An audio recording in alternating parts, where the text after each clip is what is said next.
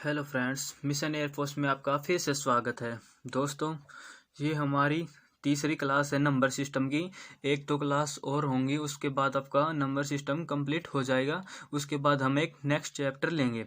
तो देखिए, आज क्लास हम बिना देरी किए स्टार्ट करते हैं। तो देखिए, पहले क्वेश्चन में क्या बताया गया है कि एक व्यक्ति 5 दिनों में 100 अंगूर खाता है। वह प्रत्येक दिन पिछले दिन की तुलना में 6 अंगूर अधिक खाता है। मतलब कि क्या बताया गया है कि जैसे उसने आज 12 अंगूर खाए हैं, तो पिछले दिन की तुलना, पिछले दिन की मतलब कि जो कल कल भी उसने अंगूर खाए थे, तो 6 अंगूर अधिक खाता है। जैसे कि आज उसने 12 खाए हैं, तो कल उसने 6 खाए थे। 6 खाए थे तो आज 12 खाए हैं, तो 6 का डिफरेंस होगा। और वो कल कितना खाएगा, 12 में 6 और जोड़ देंगे तो मतलब कि 18 अंगूर खाएगा, ऐसे बता रहा है। तो उसने पूछा है कि उसने पहले दिन कितने अंगूर खाए। तो देखिए, हम उसके 5 दिनों का बताएंगे कि 100 अंगूर खाए हैं। तो हम क्या लिखेंगे, हम ये लिखेंगे कि पहले दिन कितने खाए थे, हमें ये तो पता नहीं, तो हम क्या मान लेंगे, एक्स मान लेंगे। तो मान लिया कि पहले दिन उसने एक्स अंगूर खाए थे। अगले दिन उसने कितने खाए थे, पहले की तुलना में क्या बताया है कि 6 अंगूर अधिक। तो पहले कितने थे, एक्स थे, तो उसकी तुलना में 6 और ज़्यादा खाए। ये हो गया एक दिन का, ये हो गया दूसरे दिन का। तो तीसरे दिन की तुलना में, इसकी तुलना में 6 अधिक खाएगा, तो 6 में 6 और जोड़ेंगे तो कितना हो जाएगा, 12। ये हो गया उसका तीसरे दिन का अंगूर। चौथे दिन का उसका क्या होगा, 12 में 6 और जोड़ देंगे, 18। ये हो गया उसके चौथे दिन का, और बचा एक दिन और 5वां दिन। 5वें दिन और इससे 6 फालतू खाएगा, तो 18 में 6 और जोड़ देंगे तो क्या हो जाएगा, 24। तो इस तरह करके ये 5 दिन अंगूर खाता है, और टोटल अंगूर कितने खाता है, 100 अंगूर खाता है। तो देखिए, एक्स देखिए, आप इसको जब सोल्व करेंगे तो एक्स देखिए कितने हो गए, 1 2 3 4 और ये 5, 5x हो गए। और अब हम इनको जोड़ लेंगे, इसको इसको ये जो बचे हैं इनको जोड़ेंगे, 6 + 12 + 18 + 24, तो ये बन गए हमारे 60। और ये कितने अंगूर खाए थे उसने, टोटल 100 अंगूर खाए थे। तो देखिए, अब हम 5x को यहीं रहने देंगे और 100 में से 60 को घटा देंगे। ये इस साइड आया तो इसलिए ये घट गया। तो 5x = में 40। तो x निकालेंगे तो ये 40 के भाग में चला जाएगा, और ये 5 से डिवाइड होगा तो 5 × 8 = 40। तो x का मान आ गया 8। तो x क्या था, x वो था कि जो पहले दिन अंगूर खाए थे वो थे। तो इसने पहले दिन कितने अंगूर खाए थे, 8 अंगूर खाए थे। अगर वो मान लो पूछ ले कि दूसरे दिन उसने कितने अंगूर खाए थे, तो हम क्या करेंगे कि ये जो x की वैल्यू आई है ये दूसरे वाले दिन में जोड़ देंगे, 8 + 6 हो जाएगा। ऐसे ही अगर तीसरे में पूछता है तो x की जगह रख देंगे, इनमें जिस भी दिन का पूछे उसी दिन में रख के और उनको जोड़ देंगे तो आंसर आ जाएगा। ये हमारा आंसर आया है 8। ये देखिए, हमारा दूसरा सवाल क्या है, एक संख्या 31 से उतनी ही बड़ी है जितनी वह 75 से छोटी है, तो संख्या ज्ञात करें। मतलब क्या बताया है कि जैसे कोई संख्या है, तो हमें संख्या नहीं पता, तो हम उस संख्या को कुछ भी मान सकते हैं, a से लेके z तक कुछ भी मान सकते हैं। तो नॉर्मली हम क्या मानते हैं, x ही मानते हैं। तो मान लो कि x, मान लिया ये है एक संख्या। तो उसने क्या कहा है कि एक संख्या 31 से उतनी ही बड़ी है। तो मतलब कि वो 31 से बड़ी है, तो 31 क्या आएगा, माइनस में आएगा। तो उसने पूछा है कि आगे बताया है कि जितनी वह 75 से छोटी है। अगर वो 75 से छोटी है तो फिर वो खुद माइनस में जाएगी अब की बार।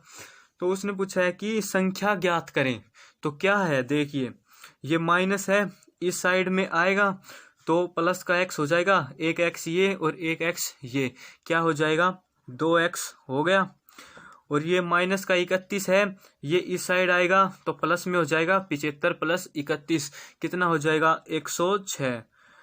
और ये x की वैल्यू निकालेंगे तो 106 भाग में 2, ये आ जाएगा 53। तो ये आ गई x की वैल्यू। तो इसके अलावा एक ट्रिक और है हमारे पास। वो ट्रिक ये है कि अगर आपको याद रह जाए तो आप ये देख सकते हैं, बहुत ही अच्छी ट्रिक होगी। जैसे कि इसने क्या बताया है कि 31 से उतनी ही बड़ी है जितनी वह 75 से छोटी है। तो देखिए इसमें दो वैल्यू है 75 और 31। तो बड़ी वैल्यू क्या है हमारे पास 75 और छोटी वैल्यू क्या है हमारे पास 31। तो हम क्या करेंगे कि इनके बीच का डिफरेंस देख लेंगे। इनके बीच का डिफरेंस देखेंगे कितना आया, 44 इनके बीच का डिफरेंस है। तो हमें क्या करना है कि जो डिफरेंस निकला है ना उसका क्या करेंगे, हाफ कर देंगे। तो डिफरेंस 44 निकला है तो उसका हाफ करेंगे तो कितना आ गया 22। और हमें क्या निकालना है, संख्या निकालनी है। तो हम क्या करेंगे, जो छोटी वाली संख्या है ना उसमें इस हाफ को ऐड कर देंगे। तो छोटी वाली संख्या क्या है 31 है और इसमें हम 22 जोड़ देंगे तो क्या आंसर आया, वही आ गया 53। देखिए यहाँ भी 53 आया था, यहाँ भी 53 आया था। तो ये हमारी ट्रिक है और ये हमारा बेसिक है। जो भी आपको अच्छा लगे वो आप एक चूज कर सकते हैं। हमारा फर्ज था कि हम आपको दोनों बताएं, क्योंकि किसी को बेसिक ज़्यादा समझ में आता है, किसी को ट्रिक समझ में आती है। तो हम चलते हैं अपने अगले क्वेश्चन पे। ये है हमारा अगला क्वेश्चन। देखिए क्या लिखा हुआ है इसमें कि एक सड़क की लंबाई 1 किलोमीटर है। सड़क के दोनों ओर 20 मीटर के अंतराल में वृक्षारोपण के लिए कितने पौधों की आवश्यकता होगी। इस सवाल में क्या है कि जैसे कि 1 किलोमीटर कोई सड़क दे दी है उसने, तो उसने पूछा है कि अगर सड़क के दोनों ओर, जैसे ये सड़क है तो इसके इस साइड भी और इसके इस साइड भी, दोनों साइड पेड़ लगाने हैं। और पेड़ कैसे लगाने हैं कि हर 20 मीटर पे एक पेड़, इस तरीके से लगाने की इनकी दूरी, बीच की दूरी जो डिस्टेंस है वो 20 मीटर रहे। तो उसने पूछा है कि 1 किलोमीटर की सड़क पे कितने पेड़ लगेंगे। तो देखिए सबसे पहले हम आपको बताते हैं कि जैसे वन साइड का देखिए, सड़क के वन साइड क्या है, 1 किलोमीटर में कितने मीटर में चेंज कर लेंगे, क्योंकि यहाँ पे 20 मीटर का अंतराल दिया है तो हमें मीटर में बनाने की जरूरत पड़ेगी। तो 1 किलोमीटर में होता है 1000 मीटर। और इसने बताया है कि 20 मीटर के अंतराल में लगाने हैं, तो इसको 20 से हम डिवाइड कर देंगे तो क्या आंसर आया, ये आ गया 50। और इसमें हम एक प्लस कर देंगे तो आंसर बनता है 51 बनता है एक साइड का, वन साइड।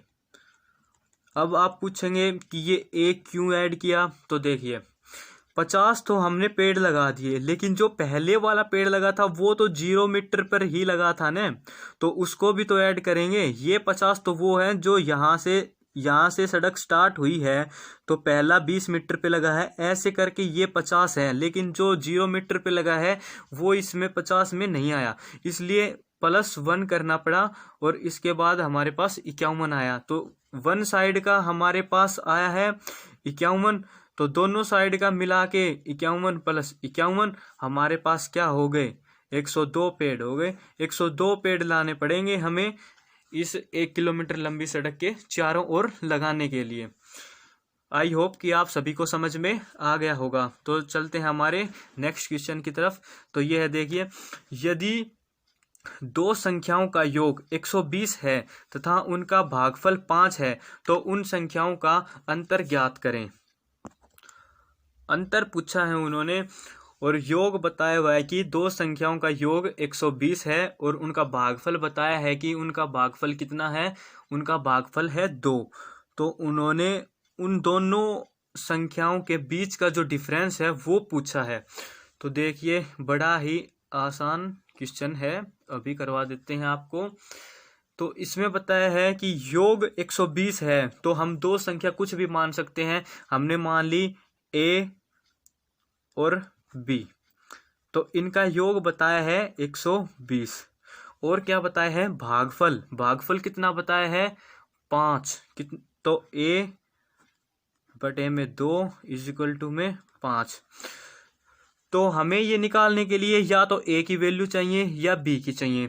तो देखिए हम यहाँ से निकालेंगे, ये जो भाग में है ये इस साइड आएगा तो 5 के गुणा में आ जाएगा।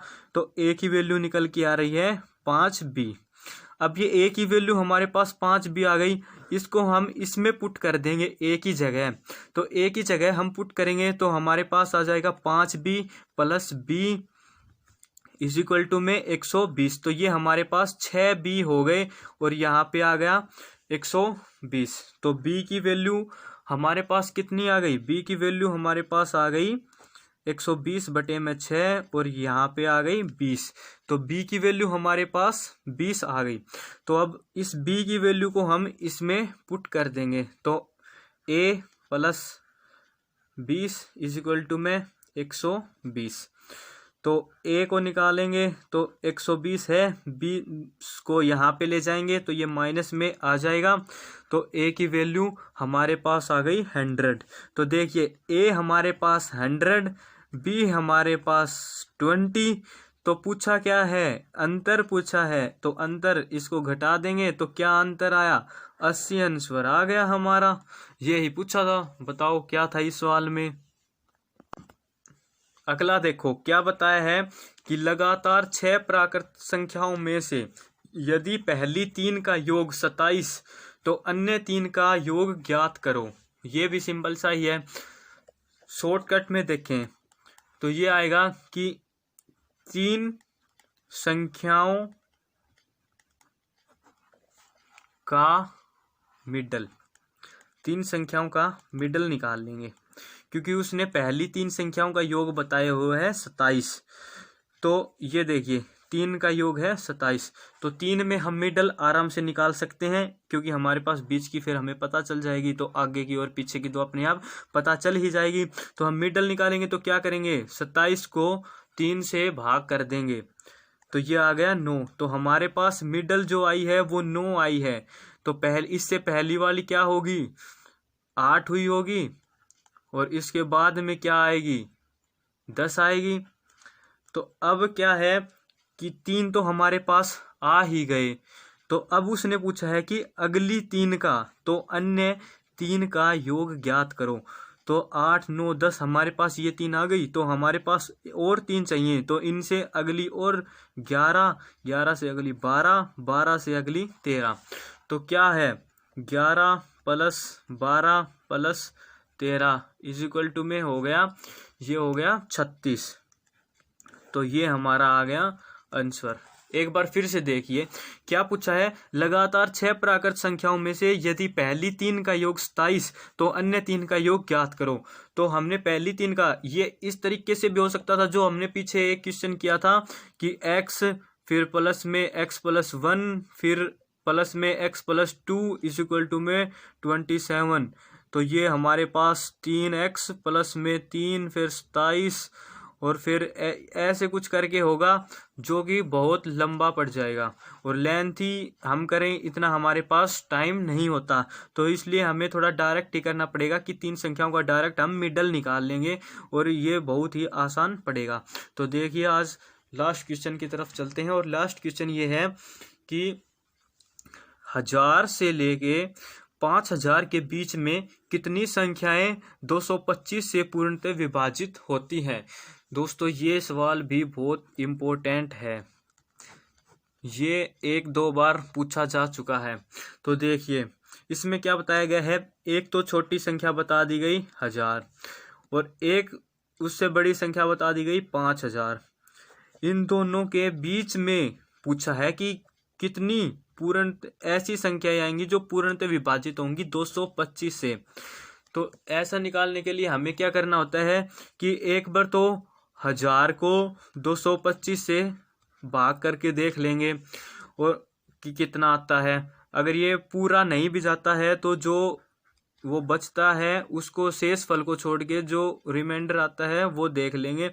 तो देखिए इसमें हम डिवाइड करेंगे तो ये 4 पे चला गया, फिर हम ये इस संख्या है इसको भी इसी से डिवाइड करेंगे तो ये देखेंगे कि यहाँ पे गया है ये। तो अब हमारे पास 2 संख्या आ गई, एक तो ये आ गई और एक ये आ गई। अगर मान लो ये सवाल ऐसा ना होता किसी दूसरे टाइप में होता और यहाँ पे ज़्यादा संख्या होती और यहाँ पे कम होती, हमें इससे कोई फर्क नहीं पड़ता। हमारे पास दो संख्याएं होंगी, बराबर तो होंगे नहीं, एक छोटी होगी और एक बड़ी होगी। तो हमें क्या करना है, बड़ी वाली में से हमेशा छोटी को घटा देना है। तो 22 में से 24 को घटाएंगे तो 18 आंसर आ गया। तो इसका मतलब क्या हुआ कि 1000 से लेके 5000 के बीच 18 ऐसी संख्याएं हैं, 18 ऐसी संख्याएं हैं जो 225 से पूर्णतः विभाजित हो सकती हैं। सिर्फ इतना ही था, बस इसमें कुछ और नहीं था। फ्रेंड्स, ये हमारा आज का लास्ट क्वेश्चन था। तो इसी के साथ हमारी क्लास यहीं पे समाप्त होती है। आपको बता देते हैं कि ज़्यादा से ज़्यादा 1 या 2 क्लास और हमारी इसी टॉपिक पे आएंगी और फिर इसके बाद हमारा ये टॉपिक कंप्लीट हो जाएगा। उसके बाद हमारा न्यू टॉपिक स्टार्ट होगा। तो आप बने रहें, लाइक करें, कमेंट करें और शेयर करें और सब्सक्राइब सभी कर लें और नोटिफिकेशन के लिए बेल आइकन ज़रूर दबा दें। इसी के साथ आपका धन्यवाद। आपका दिन शुभ हो।